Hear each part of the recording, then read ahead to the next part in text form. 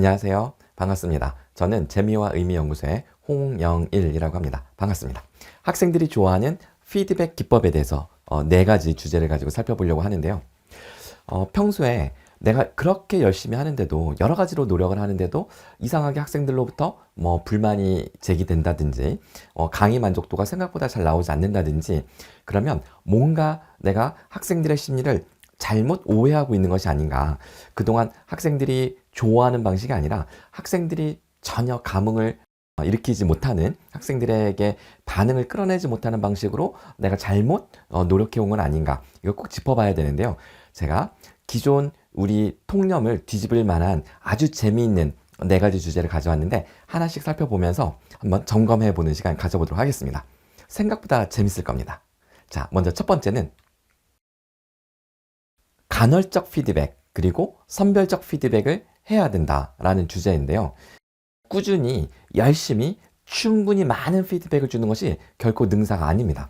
자, 먼저 간헐적 피드백이란 무엇일까요? 동료 피드백을 적극 활용하고 교수님의 피드백은 가끔씩 어쩌다 한 번씩 하시는 걸로 충분하다라는 것입니다. 지금 제가 여기 게시판 캡처해 놓은 게 있는데요. 여기 보시면 제 이름이 그냥 어쩌다가 한 번 딱 나와요. 여기 보면 여기 있네요. 홍영일. 네, 여기 보이시죠? 홍영일. 일주일에 한 번, 두 번이면 충분합니다. 그럼 나머지는 학생들끼리 서로 질의응답을 하는 거죠. 학생들이 의견을 올리고 다른 학생들이 답변을 달도록 그러한 장치만 만들어 놓으시면 그리고 간간히 교수님 이름이 사이사이에 등장하는 것만으로도 충분히 학생들에게 자극이 될 수 있습니다. 교수님의 노력을 최소화하면서 학생들로 하여금 긴장의 끈을 내려놓지 않게 할 수 있는 아주 기가 막힌 그런 전략이라고 할 수가 있겠습니다. 자, 이게 첫 번째 팁이고요. 생각보다 효과가 좋고요. 그리고 일주일에 하루 이틀 정도만 마음 먹고 들어가서 보시면 되고 나머지는 바쁜 일상을 소화해 내셔도 괜찮다라는 겁니다. 자, 두 번째.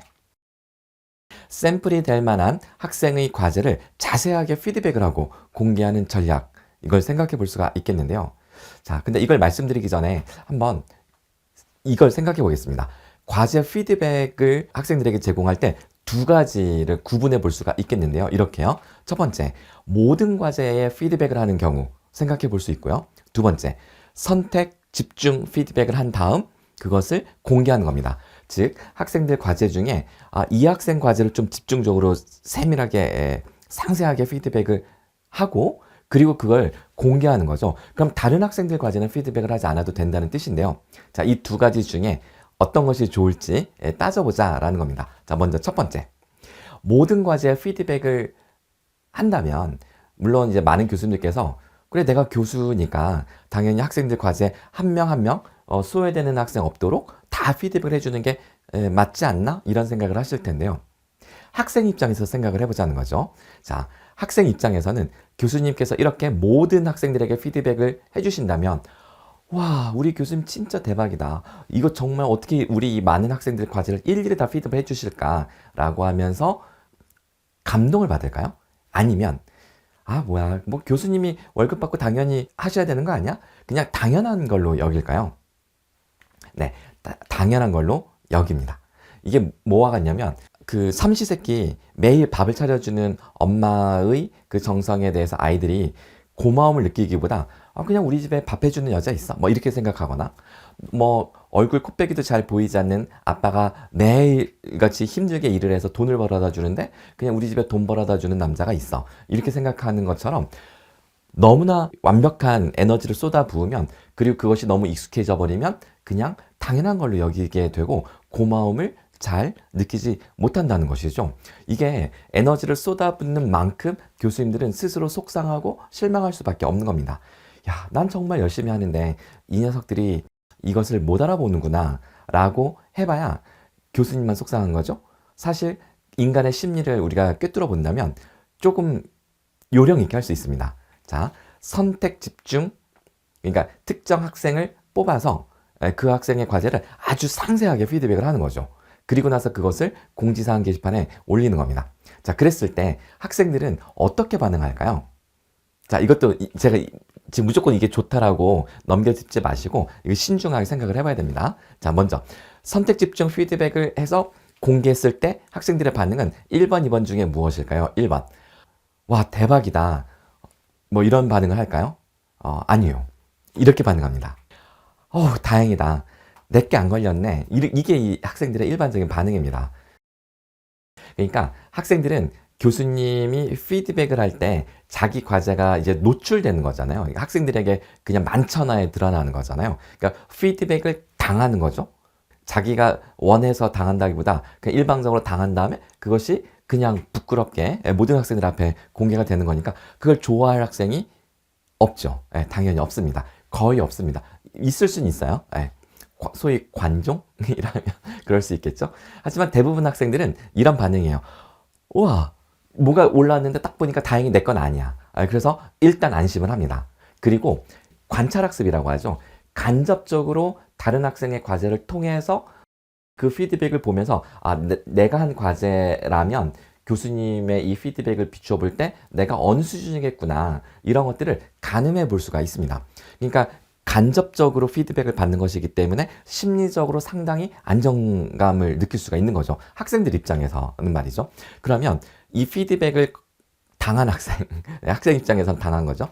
이 학생 입장에서는 어떤 부담이나 이런 게 없어야 되잖아요. 그래서 상세하게 피드백을 하실 때 그 학생이 그 어떤 무안하지 않도록 그 학생을 좀 이렇게 많이 치켜세워 주면서 피드백을 하시는 거죠. 그래서 학생이 희생한 덕분에 많은 학생들이 도움을 받을 수 있었고, 그리고 학생들 사실 학생 걸 고른 이유는 사실은 잘했기 때문이야 라면 그런 그 언지를 중간중간 이렇게 흘리시면서 하게 되면 그 학생도 뿌듯해지고, 그 다른 학생들은 안전하게 심리적으로 안정감 있게 피드백을 받을 수가 있다는 겁니다. 그래서 모든 학생들에게 긍정적인 효과를 끌어낼 수 있는 기가 막힌 방법이 바로 선택 집중 피드백 후 공개하는 것이다 라는 것이죠.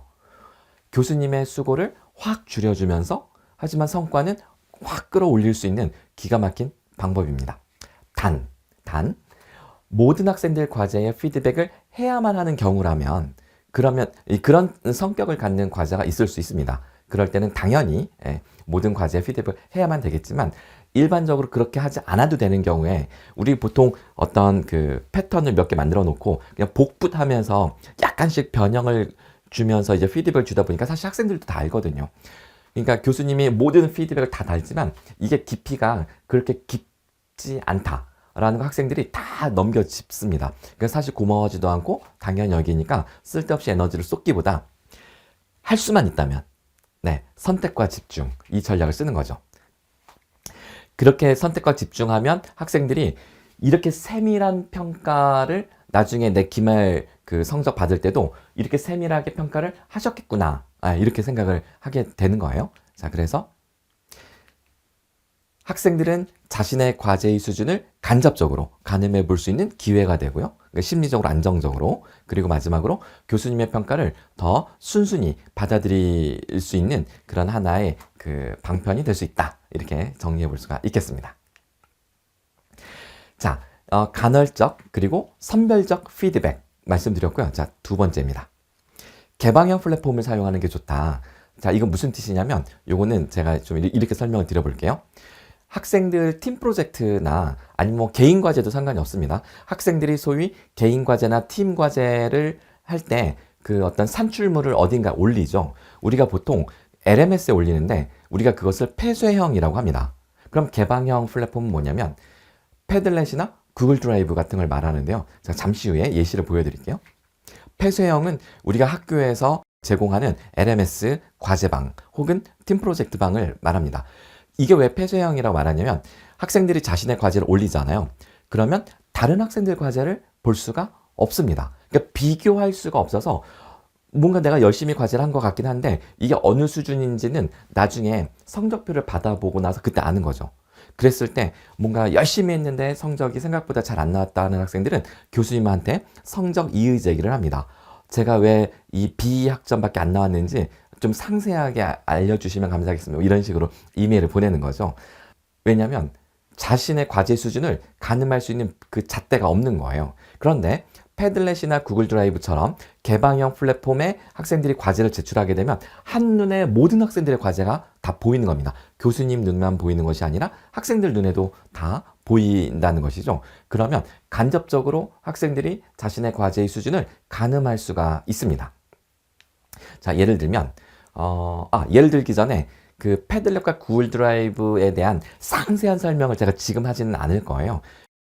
이 패들렛 활용법, 구글 드라이브 활용법은 제 유튜브 채널, 홍영일 어린 왕자라는 채널, 그냥 홍영일 제 이름 검색하셔도 되는데요. 가면 여기 그 교수법 그 카테고리에 여기 보시면 패들렛 또는 뭐 구글 드라이브 요 영상에 대해서 제가 상세하게 찍어서 올려놓은 게 있어서 보시기 되게 좋고요. 꼭 한번 보시기 추천드립니다. 자, 근데 전 여기서는 짧게 예시만 보여드릴게요.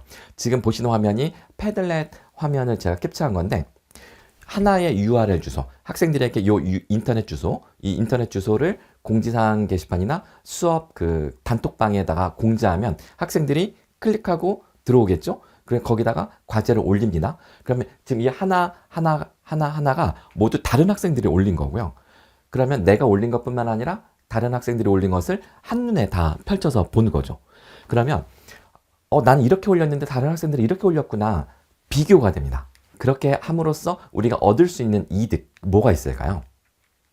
학생들이 스스로의 과제의 수준을 가늠해 볼 수 있기 때문에 나중에 성적 나왔을 때 이의 제기하는 그 건수가 확연히 줄어드는 것을 경험해 보실 수가 있을 겁니다. 그리고 은근히 다른 학생들 과제가 눈에 보이니까 비교가 되니까 자율적 경쟁을 유발할 수가 있습니다. 네, 은근슬쩍 경쟁심이 발동하는 거죠. 그러면서 스스로 성찰하고 그러다 보니까 전체 과제의 퀄리티가 상향 평준화되는 그런 효과를 기대할 수가 있습니다. 학생들이 그냥 그 LMS 게시판에 과제방에 딱딱 올리면 다른 학생들 과제 수준을 볼 수가 없으니까 내가 잘한 건지 못한 건지 이거 비교가 안 되는데 이렇게 공개형 플랫폼에 올리게 되면 비교가 되니까 올렸다가 삭제하고 다시 올리는 경우들이 빈번하게 생깁니다. 더 잘하고 싶은 거죠. 네. 그래서 개인의 어떤 프라이버시라든가 혹은 그러니까 표절을 절대 해서는 안 되는 그런 과제여서 나는 이런 개방형 플랫폼을 쓰지 않겠다. 이렇게 보통은 생각을 하시는데요. 아닙니다. 이 표절 문제에 있어서도 개방형 플랫폼을 사용하시게 되면 표절률이 확 줄어듭니다. 왜냐하면 학생들이 보통 그 리포트 이렇게 유료 사이트 같은 데서 막 검색해가지고 그걸 약간 변형해서 제출하거나 이런 경우도 간간히 있고요. 그리고 또 최근에 그 오픈 AI에서 만든 챗 GPT 거기다가 이렇게 과제를 물어보면 기가 막히게 초벌 작업을 해주거든요. 거기다가 조금만 살을 붙이면 정말 깜짝 같은 기가 막힌 퀄리티의 A+ 과제 낼 수가 있는 거잖아요. 근데 개방형 플랫폼을 쓰게 되면 학생들이 서로 크로스 체크가 되는 겁니다. 그러니까 함부로 그 어떤 다른 데서 뺏겨다가 썼는데 다른 학생이 그것을 눈치를 채거나 문제 제기를 할 수가 있는 거죠. 그러니까 최대한 학생들이 이렇게 몸을 사리면서 표절을 하기보다는 최대한 윤리적으로 뭐 출처가 있다면 명확히 출처를 밝힌다든지 그런 식으로 과제를 올린 것을 목격하시게 되는 겁니다.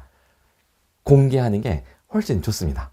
그래서 학생의 과제를 공개형 플랫폼에 업로드 하시게 하면 개인 과제는 표절률이 줄어들고요. 그 다음에 팀 프로젝트라면 집단지성을 발휘하게 할 수 있습니다. 자, 좋은 점 두 번째 볼까요?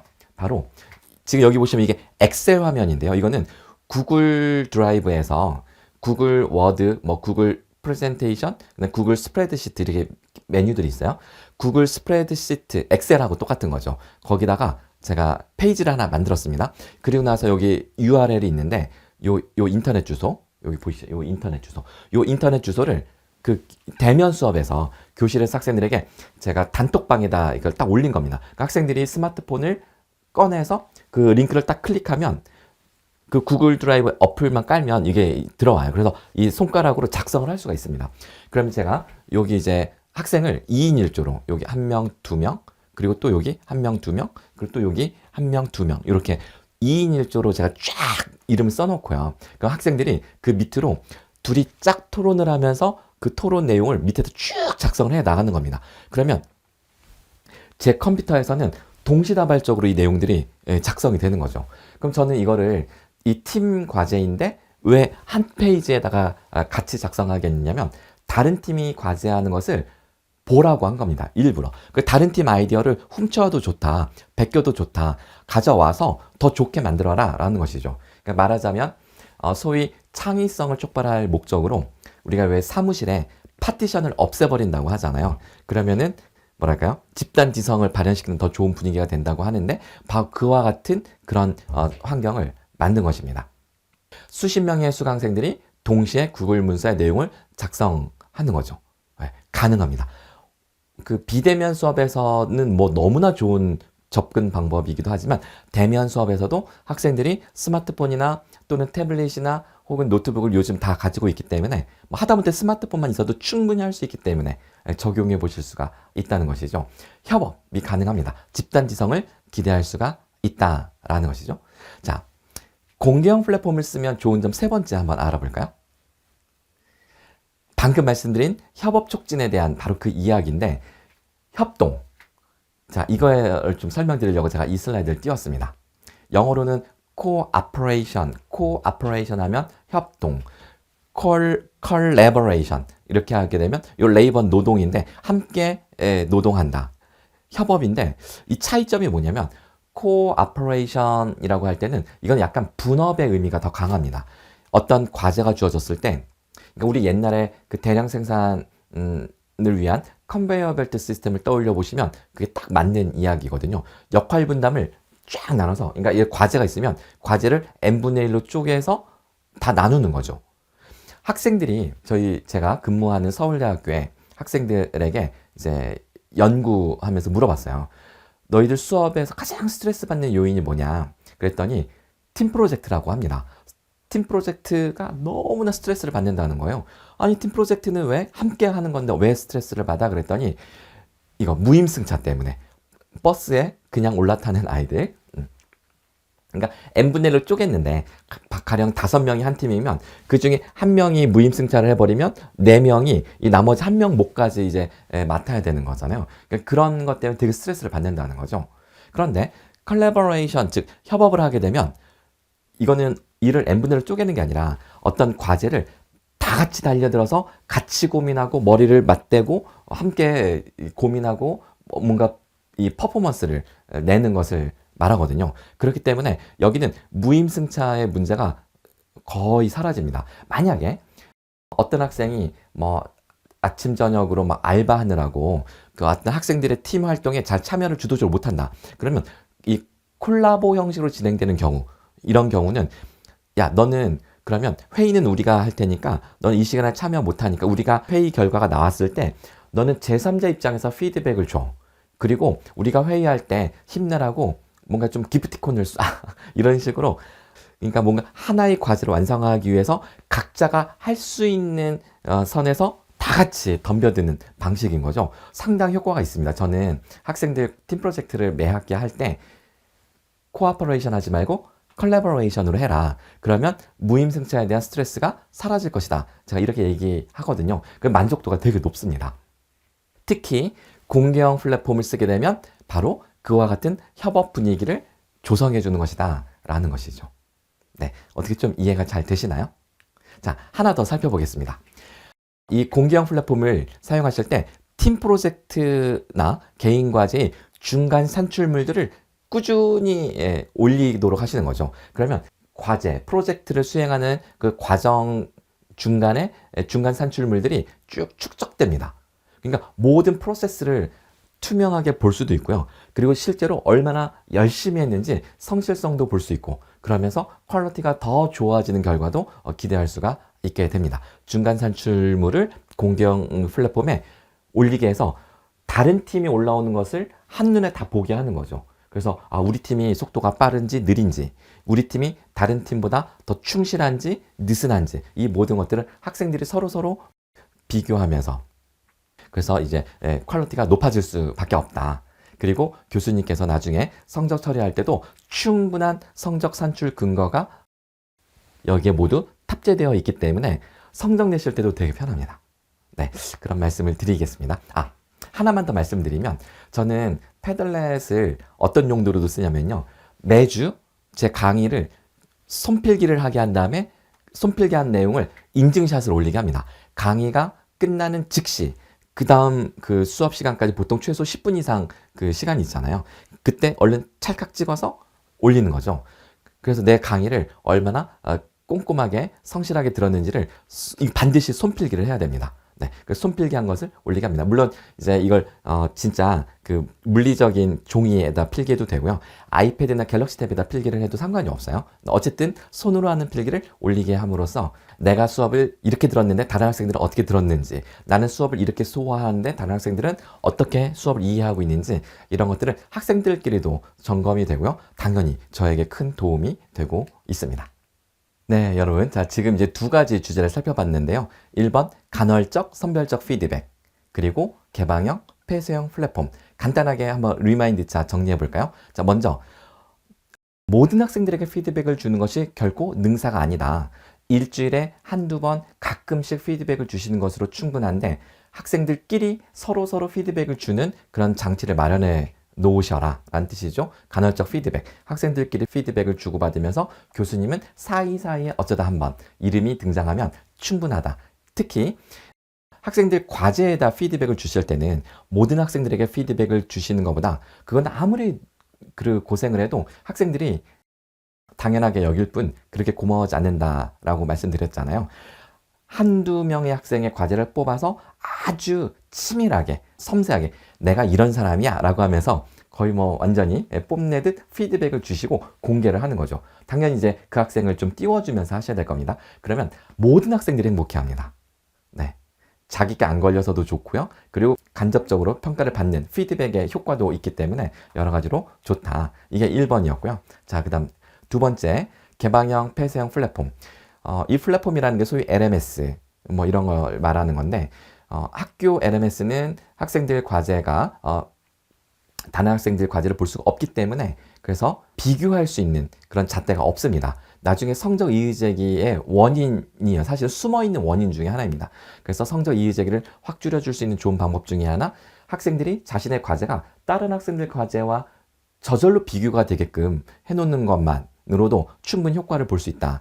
근데 그 플랫폼이 바로 개방형 플랫폼인데 제가 패들렛과 구글 드라이브를 추천드렸고요. 패들렛 구글 드라이브 사용법을 자세히 보시려면 유튜브에서 홍영일 어린왕자 채널 검색하시고 보시면 아주 자세하게 따라해보기 하면서 연습해 보실 수가 있습니다. 자, 이렇게 두 가지 했습니다. 자, 이제 나머지 3번과 4번, 이거는 전혀 다른 또 우리의 발상의 전환을 가져다 줄 이야기인데 만나보시겠습니다. 자, 이제 세 번째, 재능 칭찬, 노력 칭찬. 자, 이걸로 넘어갈 건데요. 앞서 두 가지 주제도 우리의 기존 통념을 뒤집을 만한 상당히 획기적인 그런 기법들이잖아요. 교수님의 수고를 더 줄여주면서도 성과를 끌어올릴 수 있는 아주 획기적인 방법들이었는데, 자, 이번에는 조금 다른 이야기를 해보려고 합니다. 학생들에게 칭찬을 해주고 싶으실 때 노력 칭찬하는 게 좋을까요? 아니면 재능 칭찬하는 게 좋을까요? 자, 노력 칭찬하는 게 맞다라고 들은 풍월이 좀 있으시죠? 근데 오늘 제가 그것을 뒤집어 보겠습니다. 자, 여기 지금 캐롤 드웨 교수가 있습니다. 마인드셋 이론이라는 책이 있는데요. 제가 이 앞에 저도 책을 준비해 왔는데, 여기 마인드셋, 이게 지금 보이시나요, 제목이? 네. 이게 지금 이제 이게 원서이고요. 우리나라에는 이렇게 마인드셋이라고 번역이 되어 있습니다. 이 마인드셋이 두 가지 이론이 그러니까 두 가지의 마인드셋이 있다라고 설명을 하는 겁니다. 고정형 마인드셋과 성장형 마인드셋. 자, 고정형 마인드셋. 이건 뭐냐면 재능은 타고나는 것이다. 이건 픽스되어 있기 때문에 아무리 노력해도 재능을 넘어서지는 못한다. 뭐 이런 사고방식을 말하는 거고요. 성장형 마인드셋은 노력하는 만큼 재능도 성장할 수 있다. 라는 믿음을 이야기하는 것입니다. 그 스탠포드 대학의 캐롤 드웨 교수가 이렇게 실험을 한 거예요. 그 30년쯤 전인데요. 네. 그 지난 세기죠. 벌써. 네. 20세기 끝날 쯤에 했던 실험인데, 한 10살 정도 되는 초등학생 아이들에게 수학시험 문제를 풀라고 합니다. 자, 수학시험 문제를 풀라고 했는데 두 집단을 나누어서 칭찬을 주는데요. 자, 첫 번째 집단에게는 야, 너 수학 머리가 좀 되나 보다. 너 진짜 잘했네? 이게 쉬운 문제를 준 거예요. 쉬운 문제를 좀 풀라고 해서 모두 다 점수가 잘 나온 상태인데 한 그룹에게는 야, 넌 수학적 재능이 있나 보다. 야, 너 머리 진짜 좋구나. 라고 했고요. 재능 칭찬이죠. 그 다음에 또 한 그룹에게는 와, 너 진짜 열심히 하는 아이구나. 너 진짜 성실하게 문제 풀더니 점수도 잘 나왔구나. 너 진짜 노력하는 모습이 보기 좋구나. 노력을 칭찬을 한 겁니다. 자, 그리고 나서 이제 두 번째 단계에서 이제 학생들에게 또 다른 시험 문제지를 두 가지 유형을 주면서 고르라고 합니다. 하나는 아까보다 좀 더 어려운 거, 하나는 아까랑 난이도가 비슷한 거. 어떤 걸로 해볼래? 그랬더니 재능 칭찬 받았던 아이들은 아까랑 똑같은 난이도의 시험 문제를 선택합니다. 그러니까 어려운 거를 선택하지 않는 거예요. 그리고 노력 칭찬을 받았던 아이들은 이번에는 좀 더 어려운 걸 도전해 볼래요? 라고 하더라는 거죠. 그래서 노력 칭찬을 해야 학생들이 더 노력하게 되고, 그리고 노력하는 만큼 본인이 성장할 수 있을 거라는 믿음을 갖게 된다. 그로스 마인드셋. 이게 마인드셋 이론이에요. 그래서 학생들에게 예를 들어서 학생들이 뭐 팀 과제나 개인 과제 발표를 했을 때 교수님이 옆에서 이렇게 딱 보시다가 오, 잘했다. 정말 열심히 했네. 준비를 아주 정말 성실하게 오늘 잘 해온 것 같아요. 이렇게 칭찬하라라는 이야기입니다. 맞는 이야기일까요? 저는 이거에 대해서 꽤 오래전부터 약간의 의구심이 좀 있었습니다. 저라면 만약 내가 뭔가를 열심히 퍼포먼스를 냈는데 사람들이 야, 너 진짜 열심히 하더니 성과 잘 냈다. 너 진짜 열심히 했구나. 이 말 듣는 게 전 별로였거든요. 다음에도 인정받으려면 그 죽어라 고생한 걸 또 해야 된다. 뭐 이런 식의 이야기고, 정말 탈출하고 싶은데 내가 이 노력의 함정에서 언제 탈출하나, 뭐 이런 생각이 드는 거죠. 근데 이럴 땐 또 되게 좋아요. 뭔가 이렇게 딱 했는데 사람들이 우와, 대박. 와, 너 뭔가 다르다. 야, 너는 뭔가 좀 다른데? 뭐 우리 홍영일 선생은 대체 불가 인력이에요. 뭐 이런 식의 이야기를 들으면 너무나 좋은 거죠. 그러니까 저는 재능 칭찬을 들을 때 훨씬 더 좋더라라는 저의 입장이 있고, 그리고 저는 되게 열심히 노력을 합니다. 그리고 제가 좋아하고 재밌어 하는 일이라면 좀 혼신을 다해서 몰입하는 그런 열정이 있어요. 하기 싫은 건 정말 죽어라 못 하겠더라고요. 하기 싫은 건 막 죽어라 해도 전 정말 못 하는데, 제가 관심 있거나 좋아하는 그런 영역이면 정말 열정을 가지고 합니다. 자, 저의 이 생각을 검증을 할 필요가 있겠다 싶은 거죠. 사실 스티브 잡스도 개인의 어떤 재능을 믿으라고 이야기를 한 것도 있잖아요. 저희 집에 자존감이 높은 저희 중학교 3학년, 이제 고등학생이 된 우리 아들에게 물었습니다. 제가 글씨를 가렸네요. 야, 아들, 네가 만약 수행평가 잘해서 선생님한테 칭찬받을 일이 있어. 그럼 너는 노력 칭찬받는 게 좋겠니? 재능 칭찬받는 게 좋겠니? 둘 중에 어떤 게 좋아? 그랬더니 1초도 생각하지 않고 당연히 재능이죠. 노력은 누구나 할 수 있는 거잖아요. 노력. 요즘 MZ세대가 노력이라고 안 하고 노오력이라고 표현하죠. 이 노오력, 이거는 MZ세대들이 볼 때는 꼰대의 용어라고 합니다. 라떼 좋아하시는 분들이 꼰대, 소위 갑질 이런 거 할 때 노력이라도 해. 노력을 보여. 뭐 이런 식으로 이제 한다는 거죠. 네. 젊은이들이 되게 싫어합니다. 요즘 대학생들도 마찬가지고요. 그렇다면 재능 칭찬을 하란 이야기인가? 자, 검증을 한번 해볼까요? 제가 제주도에 고등학생들 강의하러 제가 비행기 타고 내려가는 일이 있었습니다. 제가 이제 이 생각을 검증해야 되겠다라는 생각이 들어가지고 구글 설문지를 만들어서 제가 아침에 학교에 보냈어요. 미리 학생들에게 이 설문에 응답 좀 하게 해달라. 그래서 오후에 강의할 때 제가 이 결과를 오픈하겠다 한 거죠. 자, 학생은 수행과제 잘해서 선생님께 칭찬을 받을 일이 생겼다. 그렇다면 둘 중에 어떤 칭찬을 받고 싶으냐? 1번 노력에 대한 칭찬. 참 잘했구나. 참 열심히 노력하는 학생이구나. 두 번째, 재능에 대한 칭찬. 참 잘했네. 이 분야에 능력이 좀 있는 것 같은데? 자, 이 두 가지입니다.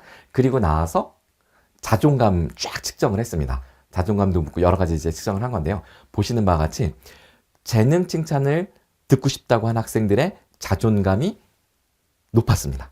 이게 7점 척도인데요. 1점에서 7점까지 척도 중에 자존감이 높은 아이들이 재능 칭찬을 선호한다는 결과죠. 자, 이쪽 그래프는 파란색이 노력 칭찬을 선호하는 학생들의 분포이고요. 그러니까 이제 왼쪽으로 좀 더 치우쳐 있죠. 그리고 붉은색이 재능 칭찬을 선호하는 학생들의 자존감 분포입니다. 그 평균값이 이제 이렇게 나온 겁니다. 그런데 이거는 이제 80여 명의 학생이 응답한 결과인데요. 이거를 그러면 대학생들이나 이렇게 전부 다 이걸 이렇게 일반화할 수 있을까? 그래서 제가 대대적인 수집을 해봤습니다. 여기 보시는 바와 같이 중학생 200여 명, 고등학생, 사범대생, 그다음 현직 교사 총 450여 명 대상으로 조사를 했는데 결과가 이렇게 나왔습니다. 자, 보시면 오른쪽이 그 재능 칭찬 선호고요. 파란색이 그러니까 빨간색이 재능, 파란색이 이제 노력 칭찬인데 중학생 보시면 재능 칭찬 선호하는 아이들의 자존감이 더 높고, 예. 근데 고등학교에서 조금 뒤집어지네요. 참고로 제가 앞서 보여드렸던 그 고등학생들 있죠? 앞서 보여드렸던 그러니까 이 앞에 가볼까요 다시? 자, 이 고등학교는 일반 고등학교가 아니라 요즘에 그 IB 인터내셔널 바칼로레아 교육과정이 붐을 일으키고 있는데 이 교육과정은 주입식 교육이 아니라 학생들이 스스로 생각하고 자신의 생각을 끄집어내어 토론하고 탐구하는 그런 커리큘럼을 가지고 있는 교육과정이거든요. 그런 학교 학생들에서 나온 결과였고요. 네. 지금 여기서 고등학교는 우리나라 일반 국가교육과정 주입식 교육, 정답을 찾아내는 교육에서의 이 결과인데 보시면 노력 칭찬 원하는 아이들 점수가 조금 살짝 높죠. 통계적으로 차이는 없었어요. 그 이제 통계 t-테스트를 해보면 차이는 없었지만 어쨌든 노력 칭찬이 조금 더 높아요. 기술 통계 값으로만 보면. 그러니까 입시 때문에 그럴까? 비슷한 현상이 사범대 학생들, 이 사범대 학생들은 교사 자격증을 딱 따자마자 졸업하면서 임용 시험을 통해서 교사로 임용이 돼야 된다는 그 스트레스 압박감이 엄청나게 큰 학생들입니다. 보시는 바와 같이 노력 칭찬을 선호하는 아이들의 그 자존감이 더 높죠. 그러니까 뭔가 이상하죠? 제 가설보다는 캐롤 드웨 교수, 요 마인드셋을 쓴 캐롤 드웨 교수의 가설에 더 부합하는 듯한 그런 모습인데요. 근데 현직 교사를 보니까 역시 제 가설대로 재능 칭찬 선호하는 사람들 자존감이 더 높습니다. 자, 이 모든 숫자를 통합해서 보면 총 450명 값을 평균을 내서 보니까 자, 이 450명에는 그 IB 고등학교 학생들까지 다 포함해서요. 재능 칭찬 선호하는 그룹이 자존감이 더 높고 그리고 t-테스트 결과 평균 차이가 명확하게 있는 것으로 확인이 됐습니다. 자, 그렇다면 무엇이 정상이고 무엇이 비정상일까요? 제가 혹시 이 고등학교나 혹은 사범대 학생들, 즉 입시나 취업 때문에 어떤 엄청난 인내심을 요구하는 이런 어떤 일시적인 기간에 있는 학생들에게 나타나는 어떤 일시적 왜곡 현상이 아닐까 이런 생각을 했거든요. 그리고 나서 제 강의를 듣는 그 학생들에게 사범대 학생들에게 결과를 공유했더니 대부분이 공감을 했습니다. 저희 사범대에서 가르치는 거예요. 이 마인드셋 이론 가르치거든요. 학생들 학교에서 칭찬할 때 절대 재능 칭찬하지 말고 노력 칭찬해라. 근데 그렇게 배웠는데 그래서 재능 칭찬 안 하고 노력 칭찬하려고 애를 썼는데 네. 근데 되게 충격이다. 사실은 재능 칭찬을 하고 싶은 마음도 있었고 어떤 학생들 말하기로는요. 근데 노력 칭찬하는 게 딱히 마음에 내키지도 않고 그렇다고 해서 이게 맞다. 이거 대박이다. 이런 생각이 전혀 들진 않았는데 막상 결과를 받아들고 보니까 충격이기도 하고 그리고 이해가 되더라는 거죠. 학생들도 스스로 나는 남과 다르다.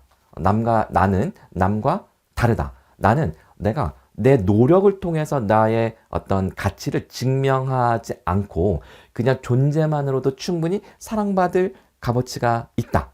이 자존감이죠. 이 자체가. 그것이 아이들에게 본질적인 행복의 요인일 수 있다는 사실을 이제 알게 된 것입니다. 제가 자존감을 통해서 이제 측정을 했잖아요. 왜 자존감이 중요한가? 이렇게, 자, 이쪽에서 볼까요? 그, 자존감이 행복과 비교를 해보잖아요. 자존감은 곧 행복의 또 다른 변인이라고 할 만큼 매우 중요합니다. 예를 들어서 자존감이 높아질수록 행복감의 지표인 웰빙, 만족, 행복, 의미, 그다음 평안, 즐거움. 이 글씨가 깨져서 약간 박스가 잘못 쳐져 있는데요. 긍정적인 측면입니다. 그 다음에 자존감이 높아질수록 떨어지는 것은 부정적인 측면, 예를 스트레스, 지루함, 짜증, 그리고 저 밑에 우울, 불안입니다. 자, 이런 것들은 자존감과 반비례하는 거죠. 그리고 또 이런 것도 조사했어요. 공부가 재밌다고 생각하는 아이들일수록 재능 칭찬을 선호하는 거죠. 물론 이게 이제 5점 척도에서 3점이 안 되니까 많은 학생들이 공부 자체가 재미없다고 생각을 하는데, 노력 칭찬을 선호하는 아이들이 공부가 훨씬 더 재미없다 이렇게 생각한다는 그런 뜻이 되겠네요.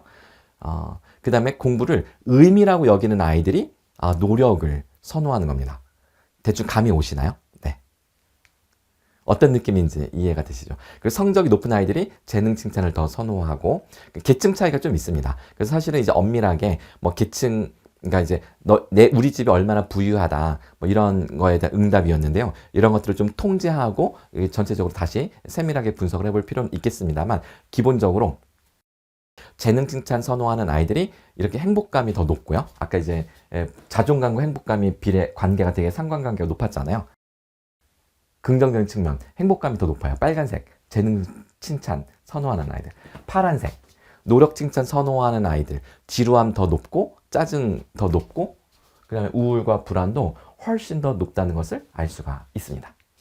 자, 그러니까 학생들에게 칭찬을 할 때요, 노력을 강조하지 마시고요. 좀 다르게 했구나. 뭔가 좀 눈에 띄게 했구나. 라고 해서 차별성을 강조하시는 게 훨씬 더 도움이 된다라는 그런 힌트입니다. 재능 칭찬 선호하는 아이들이 자기 연민, 자기 자신을 더 스스로 사랑할 줄 압니다. 그리고 회복 탄력성. 회복 탄력성이 훨씬 더 높습니다. 통계적으로 이거는 T테스트에서 유의하게 차이가 나왔습니다. 여기서 자기 연민을 제가 말씀을 드린 이유는, 자기 연민이 높으면 높을수록 우울과 불안이 떨어집니다. 그런데 공감은 제가 이제 다 물어본 거예요. 자, 공감이 높아지면 높아질수록 우울과 불안은 높아집니다. 무슨 뜻이냐면, 교수님들께서 학생들에게 요즘 MZ세대들 참 공감 안 돼, 그 스트레스 많이 받으시지 않아요? 공감 표현 어떻게 하면 좋겠는지, 어떻게 해야 될지 스트레스 많이 받으시죠? 무슨 말을 해주는 것이 이 아이들에게 공감이 될까? 근데 그런 스트레스 받지 마시라고 제가 일부러 이걸 보여드린 겁니다. 즉, 공감 시도는 주는 사람도 스트레스 받고, 이게 번아웃에 이른다고 하잖아요. 감정 노동자들이. 그 이유가 있습니다. 공감, 상대방의 감정이나 생각을 헤아리고 상상하고 판단하려는 그 노력 자체가 우리의 스트레스를 높여주고 불안감을 높여준다라는 그런 연구 결과인데요. 이거는 제가 이번에 수집한 데이터를 가지고 보여드린 거지만, 뇌인지 과학자들의 뭐 MRI 연구라든지 여러 가지 이 공감의 부작용에 대한 논문들이 꽤 많이 있어요. 그래서 공감보다는 스스로 사랑하고 안타까워하는 마음, 연민의 마음을 갖는 것이 훨씬 더 도움이 됩니다. 예를 들어서 학생이 되게 힘들어한다. 그러면 학생 많이 힘들지, 그 나이 땐 다 힘들 수 있어 라고 하면 공감 표현인데, 학생들 그거 절대 좋아하지 않습니다. 이거 뭐 또 라떼 이야기 하시나? 꼰대 막 이러면서 싫어할 수가 있어요. 근데 그게 아니라, 여러분들 요즘 되게 힘들어 보이는데 제가 너무 막 안타깝네요. 딱 요렇게 연민이라는 거는 상대방의 입장을 헤아리기보다는 안타깝다. 너무 이렇게 내 마음이 짠하네. 이렇게 이제 자신의 감정을 그냥 드러내는 것 뿐이잖아요. 근데 그게 오히려 더 어필할 수 있습니다. 네. 제가 이 공감과 연민을 주제로 또 장황하게 강의를 할 수도 있는데요. 제 유튜브 채널에 오시면 공감과 연민의 과학이란 주제로 강의가 올라가 있으니까 꼭 그걸 깊게 알고 싶으신 교수님들은 그걸 제 유튜브 채널을 확인해 보시기 바랍니다. 자, 이제 마지막으로 학생들의 리액션 할 때요, 감탄을 할 거냐 평가를 할 거냐. 자, 이것도 우리의 기존 통념을 완전히 뒤집는 이야기입니다. 자, 칭찬도 케바케, 사바사, 케이스 바이 케이스, 사람 바이 사람.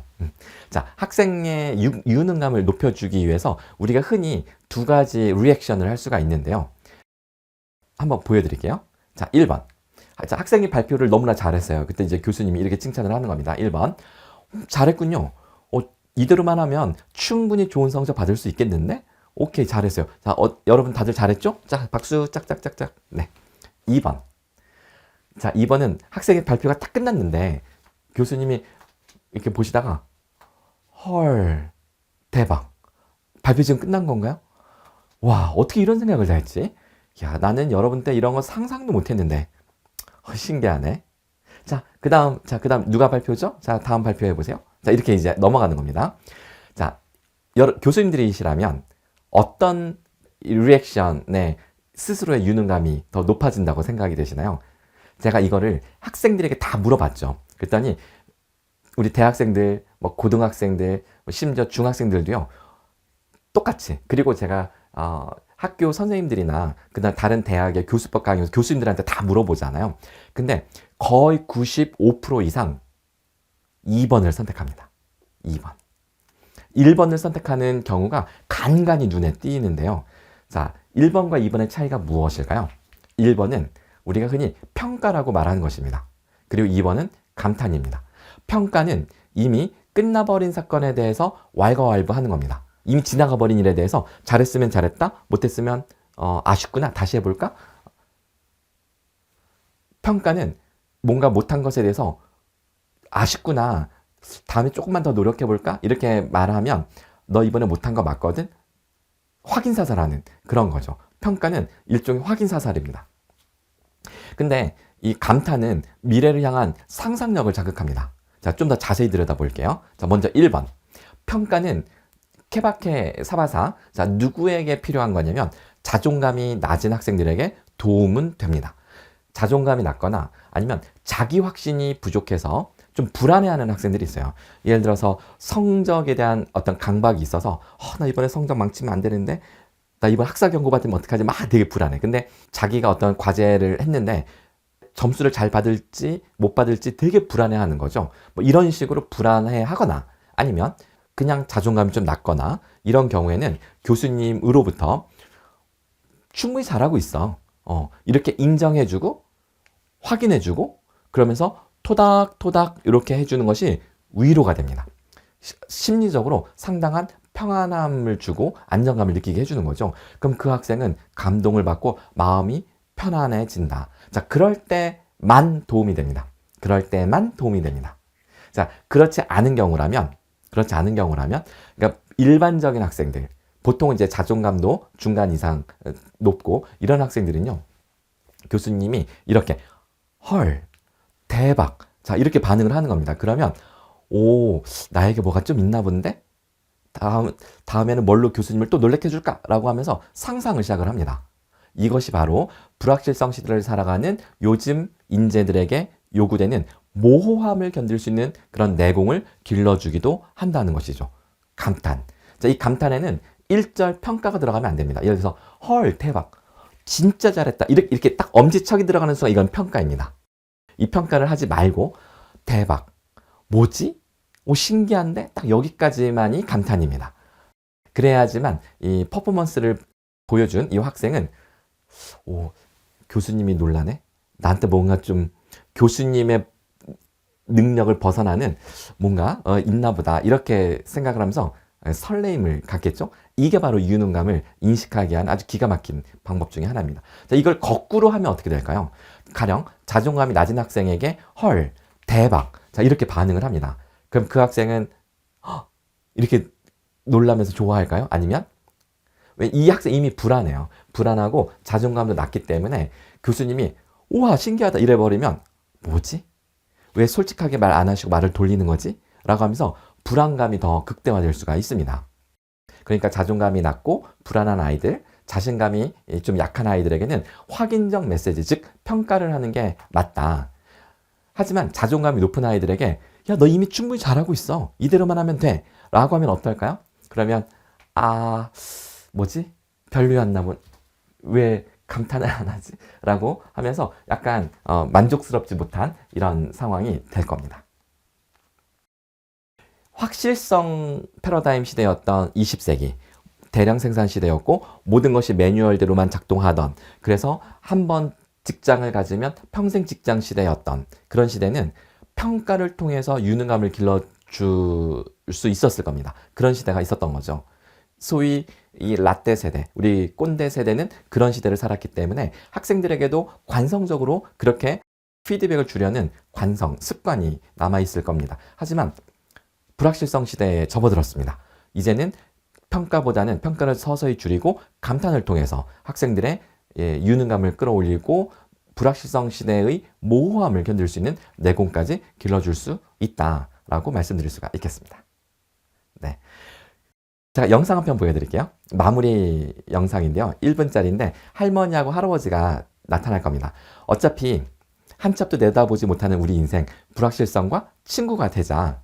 자, 할머니가 마술을 부린다고 하네요. Honey, I'm going Yes. to show you a trick. Okay, show me a trick. See the penny? I see the penny. I'll put this bottle of water right on top of the penny. Okay, And I'm going to put this over it. okay. And when I say the magic words, Yeah, the penny's going to go inside the bottle. really? Yes. Okay, let me see this happen. Okay. Now I got the towel. Boogie boogie. Boogity boogity. Boogity boogity. Boogity boogity. Okay. Now you look down in there and the penny's inside the bottle. Oh!